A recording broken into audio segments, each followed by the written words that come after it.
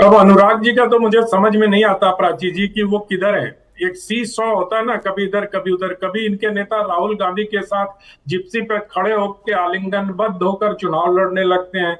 कभी इनको समझ में आता है कि कांग्रेस पार्टी भारतीय जनता पार्टी से मिली है। तो मैं थोड़ा इनकी पार्टी के स्टैंड को लेके कंफ्यूज रहता हूँ कि ये दरअसल चाहते क्या है। ये कांग्रेस के साथ है, कांग्रेस के खिलाफ है। अभी कुछ दिनों पहले मैं आम आदमी पार्टी के कुछ नेताओं को सुन रहा था, बंगाल चुनाव के नतीजे के दौरान वो लोग कह रहे थे कि हम INDIA गठबंधन को मजबूत करेंगे, ममता जी के साथ मिलेंगे। तो आम आदमी पार्टी को लेकर मैं किसी निर्णय पर नहीं पहुंच पाता हूं, क्योंकि लगता है इनके ये सीसॉ वाले खेल में रहते हैं कि जिसका पलड़ा भारी उधर ही झुक जाओ।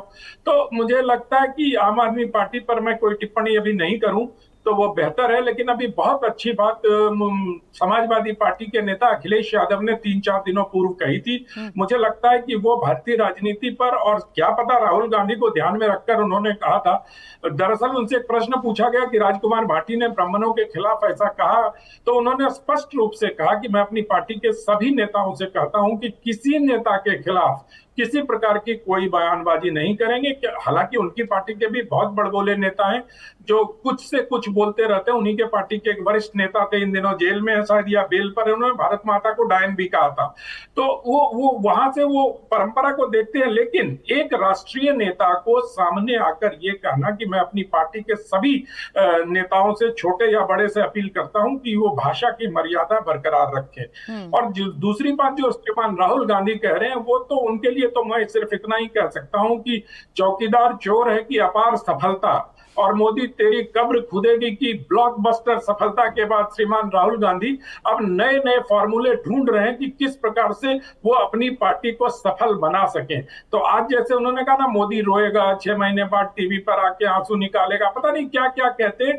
तो ये दरअसल आपने बहुत अच्छा, हार से हताश राहुल जो टॉप बैंड लगाया, बहुत अच्छा है। मैं तो कहता हूं हार की कुंठा से हताश राहुल होना चाहिए, क्योंकि इस प्रकार की भाषा दरअसल कुंठित मन से ही निकलता है। हम्म। अब वो निरंतर, मतलब 100 या 125, भारतीय जनता पार्टी तो कहती है 100 चुनाव हार चुके हैं। तो चुनावी हार के शतक लगाने के बाद आप किसी भी व्यक्ति से किस प्रकार के भाषा की उम्मीद कर रहे हैं। तो INDIA गठबंधन के सभी दलों के चुनाव हारने के बाद जो घटक दल हैं, कुछ जैसे ममता बनर्जी हार गई, उनके DMK वाले जो कहा करते थे कि ये मेरे सगे भाई हैं, उनके हारने के बाद मुझे लगता है वो बड़े प्रसन्नता पूर्वक इन दिनों लग रहा है कि उनके अश्वमेध का घोड़ा चल पड़ा है, क्योंकि सारे जो क्षेत्रीय दल है वो तो परास्त हो चुके हैं। जी। अब एक अखिलेश यादव जी बचे हैं। अखिलेश यादव जी को आपने या अभी जफर भाई बड़े दिलचस्प तरीके से सावधान कर रहे थे। मैं तो उस मैं उस मतलब मेरी हैसियत नहीं है कि मैं समाजवादी पार्टी को यह नसीहत दे सकूं। लेकिन जिस प्रकार से अभी भारत की राजनीति श्रीमान राहुल गांधी के इर्द गिर्द चल रही है, और जिस प्रकार से पारस है वो, कि जो भी उसमें सटता है सोना बन जाता है, तो उसमें मुझे लगता है कि अखिलेश यादव जरूर पुनर्विचार कर रहे होंगे कि जी क्या करना भाई चाहिए। अनुराग जी, मैं आऊं आपके पास। अभी मुझे आशुतोष जी को चर्चा में लाना जरूरी है, क्योंकि एक सलाह आपने दी थी और कुछ बातें आनंद जी ने भी कही हैं, कुछ बातें जफर जी ने भी कही थी। अब आशुतोष जी चले, मेरी बात, जफर जी की बात, आनंद जी की बात तो आपको अच्छी ना लगे, अनुराग जी की बात तो अच्छी लगेगी ना। सावधान कर रहे हैं वो आपको, अब तो सावधान होइएगा कि नहीं होइएगा। नहीं, आज देख रहा हूँ कि समाजवादी पार्टी के हितैषी सारा देश हो रहा है। चलिए, ये भी अच्छी बात है। कम से कम साइकिल के बारे में आज पूरी दुनिया सोच रही है। देखिए, दो बात समझिए पॉलिटिकल बातें करने से। और सबसे पहले मैं अपने को पैनलिस्ट मैं देख रहा हूँ माधव आनंद जी बैठे हुए हैं, और ये विधायक बन गए। मैंने इनको सोचना पड़ रहा है साइकिल के बारे में। शुभकामनाएं नहीं दी, ये हम लोगों के साथ होते हैं। बहुत बहुत बधाई। आप इंडिया की इकोनॉमी की बात कर रहे थे, और बड़े लर्नेड प्रवक्ता है, मुझे इनकी बात सुनता हूँ अच्छा लगता है। आज भारत किस पायदान पे है? पिछले 10 सालों से हम तीसरे पायदान पे जा रहे थे। आज तो मतलब इतना डंका भेजा गया कि मुझे लगता है कि टीवी चैनल की डिबेट खत्म हो गई। तीसरी सबसे बड़ी अर्थव्यवस्था, चौथी, पाँचवीं और पहली हो जाएंगे किसी दिन। आज भारत कहाँ पर पहुँच गया है? आज भारत की अर्थव्यवस्था गिरते हुए 6ठे नंबर पे आ गई है। अब कोई चैनल डिबेट नहीं कर रहा है कि ये अर्थव्यवस्था गिरती क्यों जा रही है, क्योंकि डंका बज रहा है।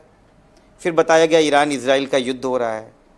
2014 में जब मनमोहन सिंह की सरकार गई और हमारे प्रधानमंत्री मोदी जी आए, तो डॉलर के मुकाबले रुपए की स्थिति 60 रुपए थी।